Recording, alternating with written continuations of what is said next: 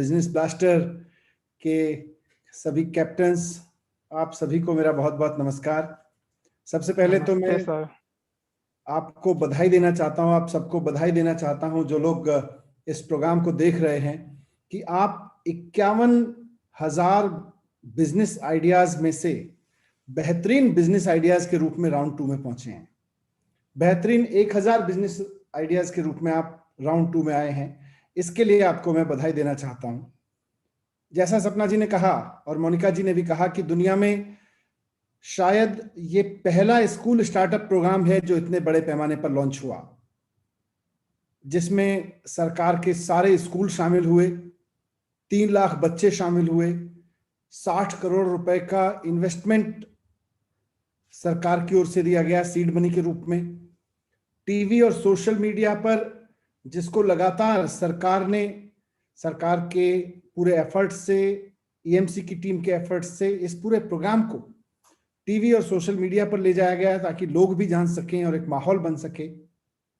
और उन सब में से हमारे 3 लाख बच्चों ने जो 51,000 बिजनेस आइडियाज बनाए, उन 51,000 बिजनेस आइडियाज में से आज 1,000 बिजनेस आइडियाज चुन के सेकेंड राउंड में पहुंचे हैं। मैं आज 1,000 बिजनेस आइडियाज को डेवलप करने वाली टीम के एक एक स्टूडेंट से कहना चाहता हूं कि I am so proud of you. मैं आपके इस अचीवमेंट से बहुत खुश हूं, क्योंकि जब मैं इस प्रोग्राम को, इस पूरे आइडिया को डेवलप कर रहा था अपनी पूरी टीम के साथ में, तो उस समय हमें भी लग रहा था कि 1% बच्चों के अंदर भी अगर एंटरप्रेन्योर माइंडसेट जाग गया तो बहुत बड़ी उपलब्धि होगी। लेकिन थोड़े समय बाद धीरे धीरे आने वाले समय में ये हो गया कि जैसा सपना ने बोला कि लगभग 70-80% बच्चों के अंदर हम एंटरप्रेन्योर माइंडसेट जगाने में कामयाब रहे हैं। ये एक बहुत बड़ी उपलब्धि है। और दूसरी बड़ी उपलब्धि खासतौर से बिजनेस ब्लास्टर के संबंध में, क्योंकि जब मैं पिछली बार बजट बना रहा था, जब हमने विधानसभा में बजट पेश किया और मैंने अनाउंस किया कि बिजनेस ब्लास्टर के लिए 60 करोड़ रुपए सीड मनी के रूप में दिए जाएंगे, तो इसको काफी क्रिटिसाइज किया गया चारों तरफ। अपोजिशन पार्टीज ने भी इसको क्रिटिसाइज किया। जो क्रिटिक्स थे उन्होंने भी कहा क्या आइडिया है ये 60 करोड़ रुपए पानी में बहाने जैसा है।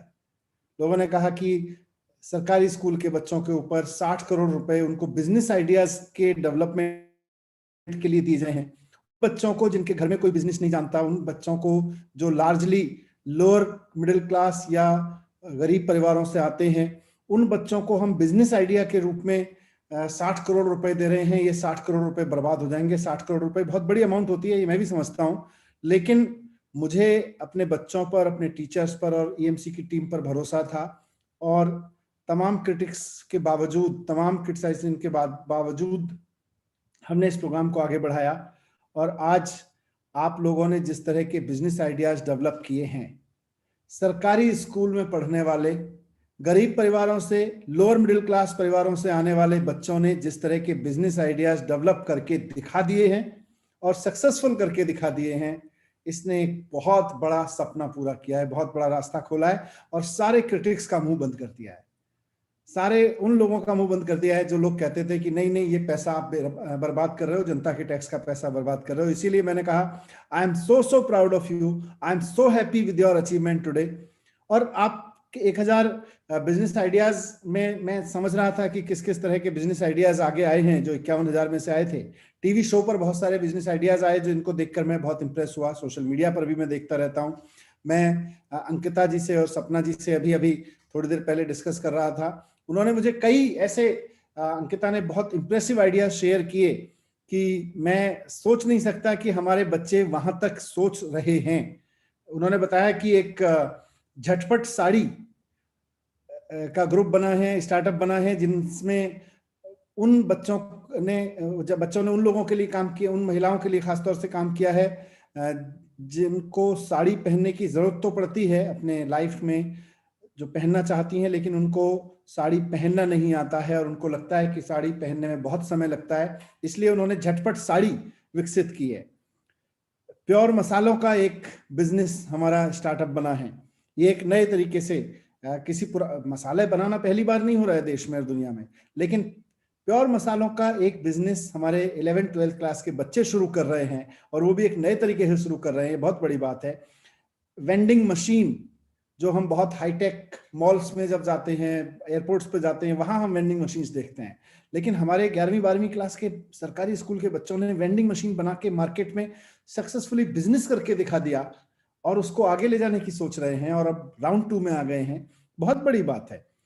वेस्ट जो कलरफुल वाटर फाउंटेन एक ग्रुप ने बनाया है, फूलों के वेस्ट से अगरबत्ती बनाने का काम एक स्टार्टअप ने शुरू किया है, लो कॉस्ट एयर प्योरीफायर एक स्टार्टअप ने बनाने का काम शुरू किया है, ऑर्गेनिक घी से लेके हेल्दी लड्डू तक, और ड्राइवर के लिए एक ऐसा चश्मा बनाना, एक ऐसे गॉगल्स बनाना कि रात को या दिन में भी अगर सोते हुए उसको झपकी लगे तो उसको अलार्म बज जाए, उसके कान में अलार्म सुनाई दे जाए। तो ये ऐसे ऐसे इनोवेटिव आइडियाज हैं जिनके बारे में मुझे लगता है कि हम नहीं सोच सकते थे, पर हमारे बच्चों ने सोचा है। ये बहुत प्राउड मोमेंट है। टीवी में जब आप लोग आते थे, आप में से कुछ बच्चे आए,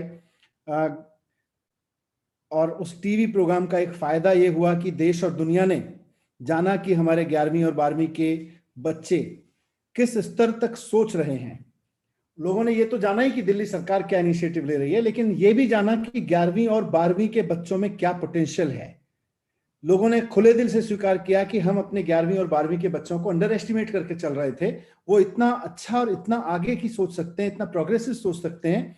टीवी प्रोग्राम के माध्यम से लोगों ने माना, और ये छोटी बात नहीं है कि एक टीवी प्रोग्राम के माध्यम से, आपका टीवी प्रोग्राम देख देख के बिजनेस ब्लास्टर्स के अलग अलग स्टार्टअप्स में इन्वेस्ट करने के लिए 600 लोगों ने 11 करोड़ रुपए की इन्वेस्टमेंट मनी ऑफर की है। तो 11 करोड़ रुपए का इन्वेस्टमेंट आपको, आपके स्टार्टअप्स को और कमिट हुआ है 600 लोगों की तरफ से। ये भी एक बहुत बड़ी उपलब्धि है। तो ये तो अभी तक की आपकी उपलब्धियां और अभी तक के रास्ते के बारे में है। अभी आपका रास्ता आगे बढ़ेगा। आप में से 1000 में से जो जो बच्चे और बहुत बेहतरीन अपने आइडियाज को डेवलप करेंगे, उन आइडियाज को डेवलप करने के लिए आपको कोचेस दिए जाएंगे, और कोशिश की जाएगी कि उनमें से कुछ आइडियाज, लगभग 100 आइडियाज को एग्जीबिशन लगाएं और इन्वेस्टमेंट दिलाएं, जो डायरेक्ट मार्केट से आके लोग दें, जो इन्वेस्टर्स हैं वो आके दें, और जो बेहतरीन बिजनेस आइडियाज होंगे, सक्सेसफुल प्रॉमिसिंग बिजनेस आइडियाज होंगे, उनकी टीम्स को आगे की पढ़ाई कैसे करनी है, क्योंकि आप अभी 11वीं 12वीं में हो, तो अभी से आपके एडमिशन के लिए सीट्स, हमने यूनिवर्सिटीज में स्पेशल सीट्स क्रिएट की हैं, जहां बिजनेस ब्लास्टर के टॉप आने वाले बच्चों को, सबसे बेहतरीन परफॉर्म करने वाले बच्चों को बिजनेस ब्लास्टर के 400 सीट्स हमने एनएसयूटी में, डीटीयू में, जहां दाखिला लेने के लिए आपको बड़े बड़े कॉम्पिटिशन्स देने पड़ते हैं, NSUT, DTU, IG, DTUW, IP university, Delhi की ये सारी बहुत नामी यूनिवर्सिटीज हैं। यहाँ के बीबीए प्रोग्राम्स में 400 बच्चों को सीधे बिना कोई और कंपटीशन दिए हुए एडमिशन मिल सकेगा, क्योंकि हमने ये माना है कि जो आप बिजनेस ब्लास्टर में शामिल हो रहे हैं वही आपका एंट्रेंस एग्जाम है, वही आपका एंट्रेंस कंपटीशन है। तो ये एंट्रेंस कंपटीशन आप पास करके सीधे डीटीयू में, एनएसयूटी में, आईपी यूनिवर्सिटी में, आईजी डीटीयूडब्ल्यू में सीधे एडमिशन ले सकते हैं, ताकि आपका फ्यूचर इस तरफ आगे बढ़ता रहे। लेकिन यहाँ आज जब आप 1000 स्टार्टअप्स, जो हमारे 51,000 में से 1000 स्टार्टअप्स इकट्ठा हुए हैं, जो राउंड 2 में पहुंचे हैं, उनको मैं थोड़ी सी बात इस दिशा में भी कहना चाहता हूं, शेयर करना चाहता हूं कि इस पूरे प्रोग्राम को शुरू करने का हमारा मकसद क्या था। हमारा, अगर ईमानदारी से देखें तो 2 मूल मकसद हैं। पहला तो ये जो मेरे दिल के बहुत करीब है, और मैं हमेशा इस चीज को दोहराता रहता हूं कि जब मैं स्कूल में पढ़ता था तो मुझे पढ़ाया जाता था कि दुनिया में 3 तरह के देश होते हैं, डेवलप्ड कंट्रीज, डेवलपिंग कंट्री और अनडेवलप्ड कंट्रीज या अंडर डेवलप्ड कंट्रीज। और हमें बताया जाता था कि भारत अभी डेवलपिंग कंट्री है। मुझे हमेशा तब से लगता था कि हमारे भारत को भी डेवलप्ड कंट्रीज होना है, डेवलप्ड कंट्रीज की लिस्ट में शामिल होना है। लेकिन भारत डेवलप्ड कंट्री बनेगा कैसे, उस वक्त इसकी समझ नहीं थी। बहुत लंबे समय तक इसकी कोई समझ नहीं रही।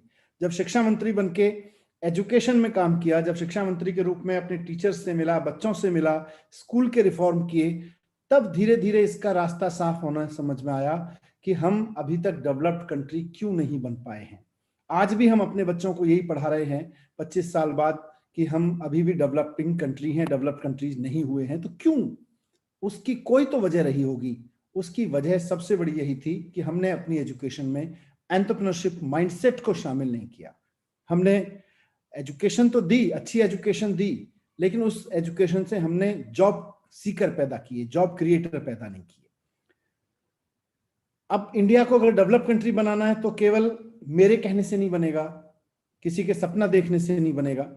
इसके लिए अपने देश में, भारत में उस लेवल की कंपनियां खड़ी करनी पड़ेंगी, उस लेवल का बिजनेस खड़ा करना पड़ेगा जैसा बिजनेस, जैसी बड़ी बड़ी कंपनियां आज हम डेवलप्ड कंट्रीज में देखते हैं। वैसी कंपनियां जिसका कंप्यूटर आज हम यूज कर रहे हैं, जिसका फोन हम आज यूज कर रहे हैं, जिसके प्रोडक्ट हम आज यूज कर रहे हैं, इंटरनेशनल कंपनियां, हम बहुत सारी ऐसी कंपनियों के प्रोडक्ट यूज कर रहे हैं जो हमारे देश में नहीं है, हमारे इर्द गिर्द हम देख रहे हैं। लेकिन आज हम सपना देखें कि हम अपने देश में ऐसी कंपनियां बनाएंगे जिनके प्रोडक्ट, जिनकी सर्विसेज दुनिया भर के लोग यूज कर रहे हों, तब हमारा देश एक डेवलप्ड कंट्री बनेगा। जब दुनिया की बड़ी बड़ी यूनिवर्सिटीज में पढ़ने वाले लड़के लड़कियां, हार्वर्ड में पढ़ने वाले, कैम्ब्रिज, ऑक्सफोर्ड में पढ़ने वाले, स्टैनफोर्ड में पढ़ने वाले बच्चे ये सोचेंगे कि मुझे भारत की फलां कंपनी में काम करना है, तब हमारा देश डेवलप्ड कंट्री बनेगा। और मुझे कोई इसमें शक नहीं है कि आज जो मेरे सामने 1000 कंपनियां बैठी हैं, इन्हीं में से कुछ कंपनियां आगे चल के वो कंपनियां बनेंगी जिन कंपनियों में नौकरी करने का सपना कल को ऑक्सफोर्ड, हार्वर्ड, कैम्ब्रिज जैसी यूनिवर्सिटीज में बैठे हुए युवा देखेंगे। वहां पढ़ने वाले युवा देखेंगे कि मुझे इस कंपनी में काम करने का अवसर मिल जाए तो मुझे बहुत सौभाग्य होगा मेरा। ऐसा अभी इंडिया में उल्टा हो रहा है। आज IIT, IIM में, आज हमारे इंजीनियरिंग कॉलेजेस में, मैनेजमेंट कॉलेजेस में, हमारे नॉर्मल सब्जेक्ट के कॉलेजेस में आप देखो हमारे बच्चे क्या सपना देख रहे हैं। हमारे बच्चे सपना देख रहे हैं कि अगर मेरे अच्छे से मार्क्स आ जाएं और मेरी डिग्री ठीक से पूरी हो जाए तो उसके बाद मैं अमेरिका की या यूरोप की फलां कंपनी में नौकरी करूंगा। इस सपने को उलटना है। तो पहला मकसद जो था बिजनेस ब्लास्टर, EMC क्लासेस शुरू करने का, वो यही था कि हमें ये प्रॉब्लम सॉल्व करनी है, हमें डेवलपिंग कंट्री को डेवलप कंट्री में बदलने का रास्ता खोलना है। तो ये एक पहला मकसद रहा। ऐसी कंपनियां बनेंगी तो डेवलप्ड कंट्री निश्चित रूप से बनेगा। और दूसरा, हम सब कहते हैं कि हमारा देश युवा आबादी वाला देश है, दुनिया की सबसे बड़ी यूथ पॉपुलेशन हमारे देश में रहती है। लेकिन मैं चाहता हूं हमारे बच्चे इस चीज को क्रिटिकली देखें कि हम दुनिया की सबसे बड़ी युवा आबादी का देश तो हैं, सबसे बड़ी यूथ पॉपुलेशन का देश तो हैं, लेकिन इस यूथ पॉपुलेशन का स्किल क्या है? ये क्या कर रही है? ये जॉब सीकर है, ये जॉब ढूंढ रही है, बेरोजगार बैठी है, ये किसी PhD की डिग्री लेने के बावजूद कहीं चपरासी की नौकरी भी निकलती है तो कई हजार लोग वहां लाइन में जाके खड़े हो जाते हैं। तो हमारे देश की युवा पीढ़ी, जो यूथ पॉपुलेशन, जिसको हम दुनिया की सबसे बड़ी युवा आबादी का देश कहते हैं, वो वहां खड़ी है, जॉब सीकर है, जॉब सीकिंग कर रही है। हमें जॉब प्रोवाइडर यूथ पॉपुलेशन बनानी है। हमारी युवा ताकत जॉब प्रोवाइडर होनी चाहिए ताकि हम अपने देश के लोगों को नहीं बल्कि दुनिया के लोगों को नौकरी देने का हिम्मत रख सकें, उस तरह का सिस्टम बना सकें। तो हम बेरोजगारी से भी निकल आएंगे और हम अपने देश को डेवलप भी कर लेंगे। कोई बड़ी चीज नहीं है। हमारा देश आप सब जानते हैं, आपने किताबों में पढ़ा होगा, मैंने भी पढ़ा है, सुना है कि हमारा देश सोने की चिड़िया होता था। सुना है ना? सब लोग कहते हैं कि भाई देश हमारा सोने की चिड़िया होता था। लेकिन आज इस सोने की चिड़िया को क्या हो गया? आज इस सोने की चिड़िया में 125 करोड़ हम भारतीय हैं और 125 करोड़ भारतीयों में से 27.5 करोड़ भारतीय ऐसे हैं जो दिन में पूरी मेहनत करने के बावजूद मुश्किल से 35 रुपए कमा पाते हैं, नॉट मोर देन 35। अगर इसको 25 दिन के वर्किंग महीने में करें तो मुश्किल से 900 रुपए कमा पाते हैं। मतलब 125 करोड़ हिंदुस्तानियों में से लगभग 22% हिंदुस्तानी, यानी कि 27.5 करोड़ लोग केवल और केवल 900 रुपए महीने या उससे नीचे पे गुजारा कर रहे हैं। ये आज हमारी एक हकीकत है, उस देश की हकीकत है जिसको कभी सोने की चिड़िया कहते थे। आज खाने की बात करें तो कितनी बड़ी आबादी रात को बिना खाए सोती है, कितनी बड़ी आबादी ऐसी है, वो सब आप गूगल भी कर सकते हैं, आपके पास में आंकड़े होंगे। तो मैं कहना यह चाह रहा हूं कि सोने की चिड़िया के देश को आज ये स्थिति देखनी पड़ रही है गरीबी और बेरोजगारी की, तो कहीं तो कुछ गलत हुआ ना। वो क्या गलत हुआ? वो गलत मैं समझता हूं कि यही हुआ कि हमने एजुकेशन पे ध्यान नहीं दिया। हमसे चूक यही हुई कि हमने एजुकेशन पे ध्यान नहीं दिया, और जहां हमने एजुकेशन दी भी, जब हमने अपने बच्चे जहां जहां पढ़ाई भी, वहां वहां हमने उनके एंटरप्रेन्योरशिप माइंडसेट पे काम नहीं किया। उनको केवल जॉब सीकर बना के हमने मार्केट को दे दिया और वो अब जॉब ढूंढते घूम रहे हैं। तो हमें अपने देश को, भारत को, जो सोने की चिड़िया कहलाता था, उसको आगे बढ़ाना है, तो हमें ये रास्ते पे ही चलना पड़ेगा। मेरी कोशिश है कि हम उसका रास्ता बनाएं, कि हम अपने देश को डेवलपिंग कंट्री बना लें, हम अपने देश को जॉब प्रोवाइडर देश बना लें। आप लोग आगे चल के ऐसा भारत खड़ा करिए, और मैं अपनी इस टीम के साथ में जो आपके साथ बैठी है, मुख्यमंत्री अरविंद केजरीवाल जी के नेतृत्व में काम कर रही है, मैं इस रास्ते को बनाने की कोशिश कर रहा हूं, जिस पे चल के आप भारत को वापस एक सोने की चिड़िया कहलाने वाला देश या डेवलप्ड कंट्री बना सकें। मुझे बहुत खुशी हो रही है आप सब लोगों से ये संवाद करके, और साथ साथ में आपके जो आज के गाइड्स मैं कहूँगा, जो हमारे इस प्रोग्राम में शामिल हुए हैं, हमारे 2 मेहमान रितेश जी और स्वाति जी, उनसे भी मैं ये कहना चाहूँगा कि इन्हीं बच्चों में आगे आने वाले समय के रितेश और स्वाति छिपे हुए हैं। अगर हमने इनको ठीक से हैंड होल्ड कर लिया, आपकी मदद मिल गई और इनको ठीक से हैंड होल्ड कर लिया, तो यही लोग ऐसी ऐसी कंपनियां बनाएंगे जो आज जैसी कंपनियां आप चला रहे हैं, या जैसी कंपनियों में काम करने के लिए हम चाहते हैं कि दुनिया भर के लोग लालायित हों और भारत की इकोनॉमी में ये बड़ा कंट्रीब्यूशन दें। तो यहाँ आपकी मदद की हमें जरूरत है। सरकार जो कर सकती थी अपनी तरफ से इनिशिएटिव किया है, एक रास्ता बनाया है, इस पर हमें स्वाति जी जैसे, रितेश जी जैसे लोगों की मदद की बहुत जरूरत है, और इन बच्चों की जरूरत है जो स्वाति जी जैसे, रितेश जी जैसे लोगों से खूब सीख के और इस अवसर का फायदा उठा के उस सपने को पूरा कर सकें जिसको आज अरविंद केजरीवाल जी देख रहे हैं, या हम लोग देख रहे हैं, कि हमें अपने देश को वापस डेवलप्ड कंट्री बनाना है और जॉब प्रोवाइडर देश बनाना है। आपने उसकी दिशा में एक बहुत बड़ा कदम आज उठाया है। आप राउंड 2 में पहुंचे हैं। मैं आपको शुभकामनाएं देता हूं। आप टॉप 100 में पहुंचे और उसके बाद अपने हायर एजुकेशन भी परफॉर्म करें, और साथ साथ अपनी कंपनियों को भी, अपने स्टार्टअप को भी बहुत आगे बढ़ाएं। बहुत बहुत धन्यवाद, बहुत शुभकामनाएं। Thank you so much sir.